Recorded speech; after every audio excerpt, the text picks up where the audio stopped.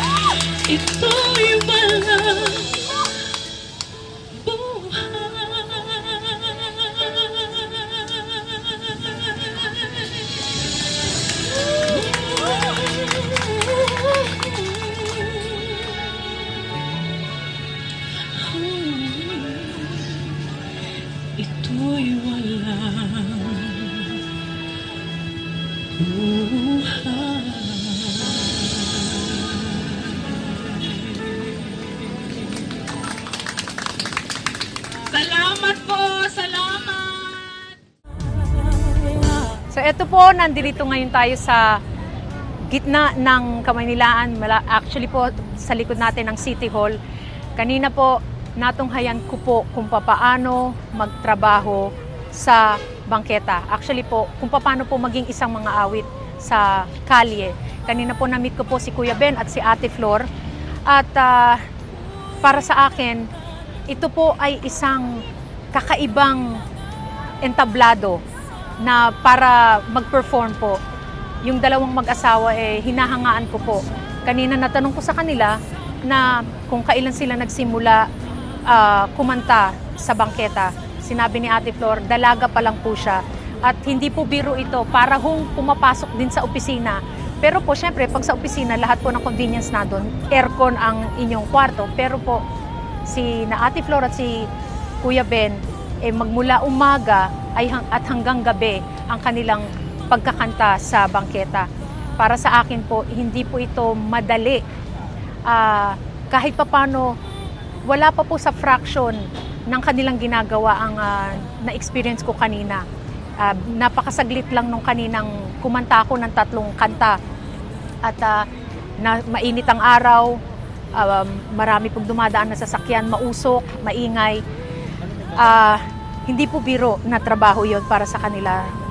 But I was able to experience it, and palagay ko it's not gonna be easy for the rest of us na magkaroon ng ganong trabaho. So ako'y nagpapasalamat dahil nabigyan ako ng ganong pagkakataon na ma-experience kung paano pong magtrabaho ng katulad po ng trabaho ni Kuya Ben at saka ni Ate Flor. Kinanta ko po yung Saan Darating ang Umaga, Anak, at saka Starting Over Again. Ang nakakatuwa po doon, syempre hindi naman po maaring ma-recognize ng tao kung sino yung kumakanta. So marami pong biglang tumayo doon at tumigil para makinig at manood sa pagtatanghal ko kanina. So I will always treasure this moment, and sana nga po makarating yung mga inawit kong yon sa iba pang mga tao. So let's see kung ano po ang maaari pa nating i-explore na experience sa susunod.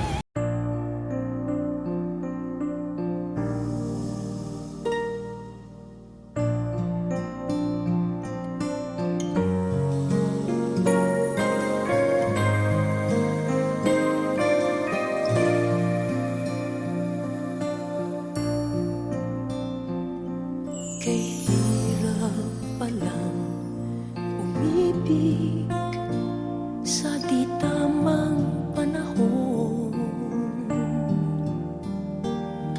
kung bakit ngayon ko lang natagpuan ang isang katulad mo. Sana noong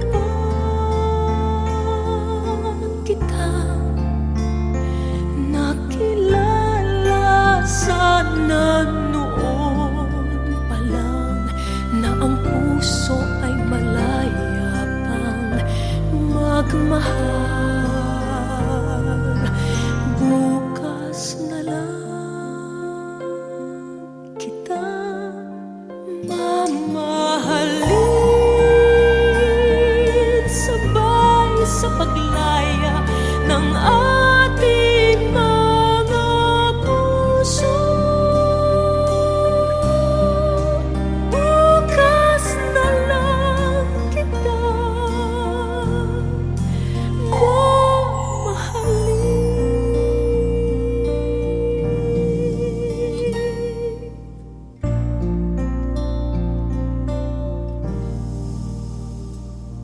Kahirap palang umibig sa di tamang panahon, kung bakit ngayon ko lang natagpuan ang isang katulad mo. Sana noon pa kita nakilala,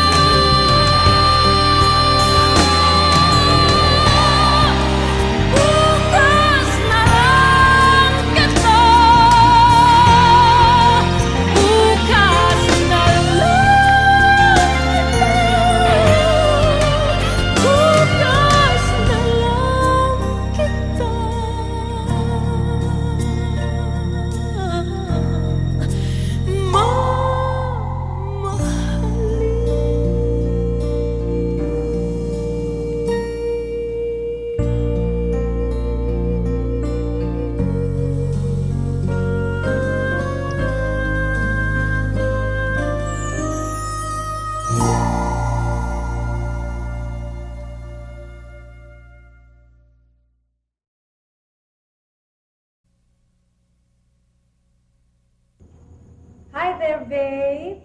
Hi. Happy anniversary. Happy anniversary.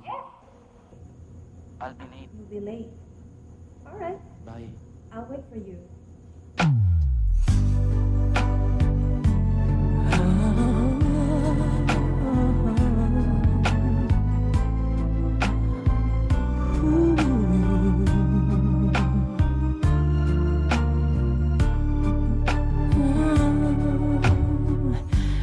Di ko na makakayang magsawalang kibo na lamang. Di ko na magagawang maglihim pa sa'yo. At kung inaasahan mong magbabalik pa ang puso ko sa'yo, matapos mong saktan at malinlang, dapat sana'y hawakan iyong kamay.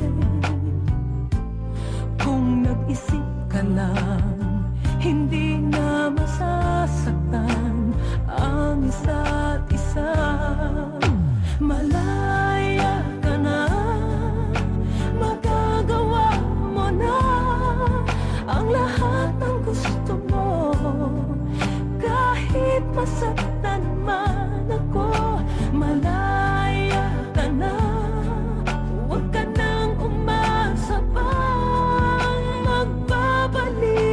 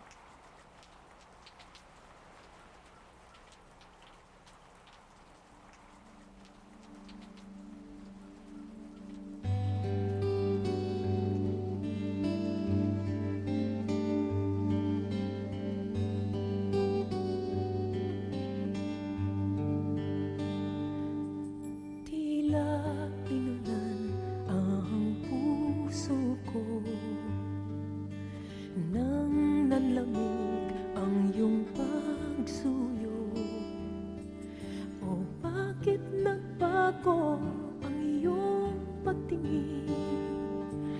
Parang malamig na panahon.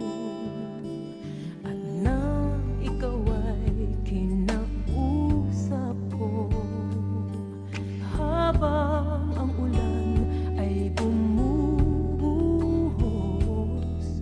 nakita ko sa iyong mga mata, nagkaganda ang panahon.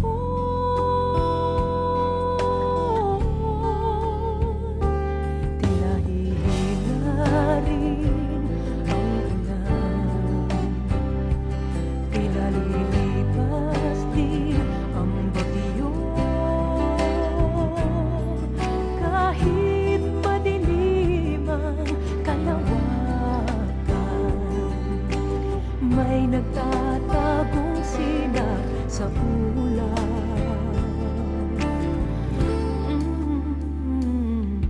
Tila inulan ang puso ko, nang parang naglaho ang pag-ibig mo. O bakit ka kaya nagbago? Sinlamig ng panahon.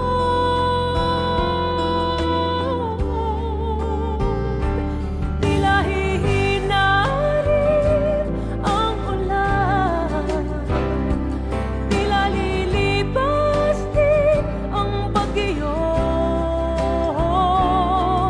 Liliwanag din ang kalangitan, at ang araw ay sisikat na muli. Ang karimlan ay haharapin, matatanaw mo rin bughaw na langit. Umaasang pag-ibig mo ay magbabalik. Bawiin mo ang lungkot sa puso ko. Kahit madilim ang kalawakan, may nagtatagong sinag sa ulap. Tila hihina rin ang ulan, tila lilipas din ang bagyo. Liliwanag din ang kalangitan, at ang araw ay sisikat na muli.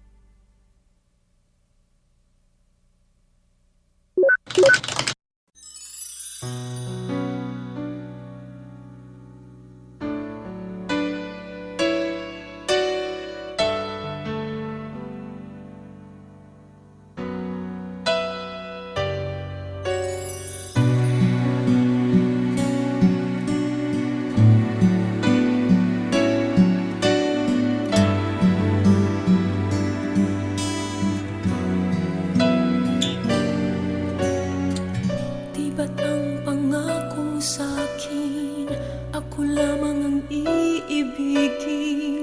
Ngunit bakit ngayon'y hindi mo man lang mapansin? Tuwi na sa'king alaala ay palagi kitang kasama. Ngunit bakit ngayon ay may mahal ka ng iba? Nasaan na ang pangako mo noong sinusuyo ako? Anong tamis, anong lambing binibigkas ng labi mo? Ngunit kahit nagbago pa sa akin ang damdamin mo, mananatili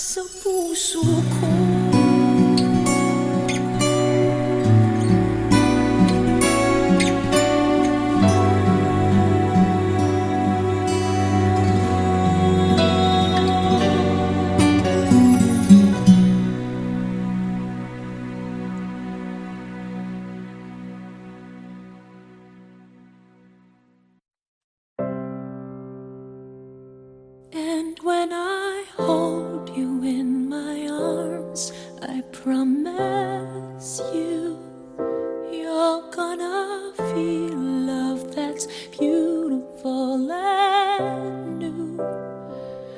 This time I love you even better than I ever did before, and you'll be in my heart forevermore. We were just too young to know we fell in love and let it go. So easy to say the words goodbye, so hard to let the feelings die. I know how much I need you now. The time is turning back somehow. As soon as our hearts and souls unite, I know for sure we'll get the feeling right. And now we're starting over again. It's not the easiest thing to do. I'm feeling inside again, 'cause every time I look at you, I know we're starting over again. This time we'll love all the pain away. Welcome home, my lover and friend. We are starting over again. If we never lived alone, and then we might have never known all of the time we spent apart. All we did was break each other's hearts.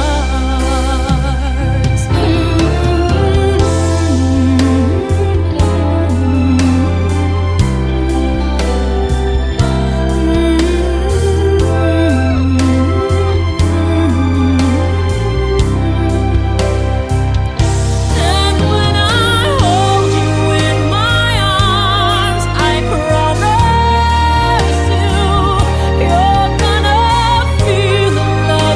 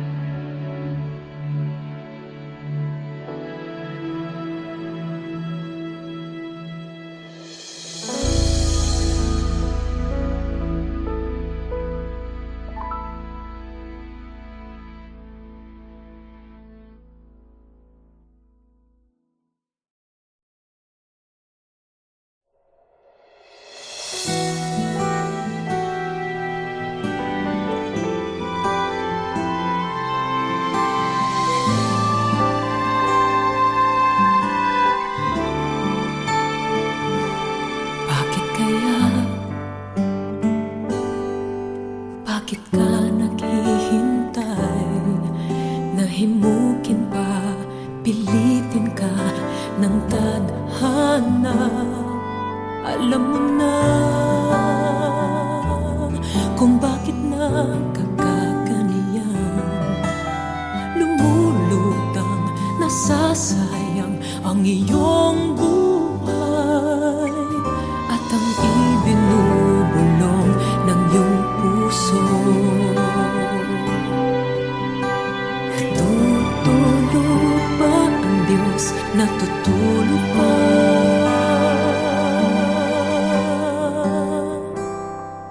At ikaw ay kaagad sumusuko, konting hirap at munting pagsubok lamang. Bakit ganyan?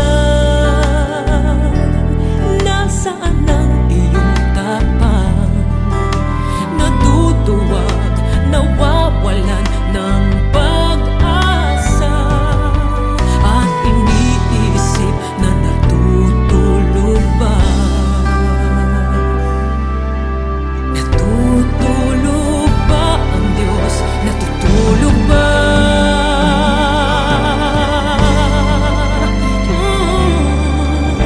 Sikapin mo, pilitin mo, tibayan ang iyong puso.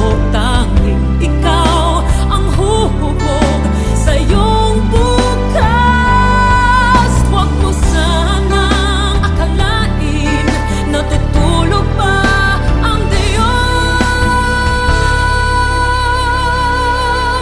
Ang buhay mo ay mayroong halaga sa Kanya.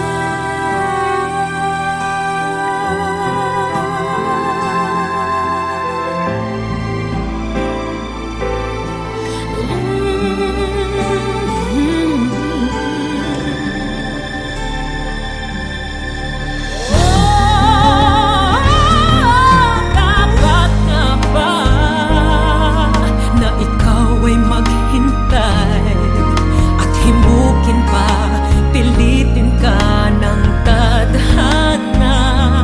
Gawin mo na kung ano ang nararapat. Magsikap ka at magtiwala sa may kapal. Nakahanda ang Diyos umalalay sa'yo. Hinihintay ka lang, kaibigan. Sikapin mo, pilitin mo, tibayan ang iyong puso. Tanging ikaw ang huhubog sa iyong bukas. Huwag mo sanang akalain natutulog pa ang Diyos. Ang buhay mo ay mayroong halaga sa Kanya.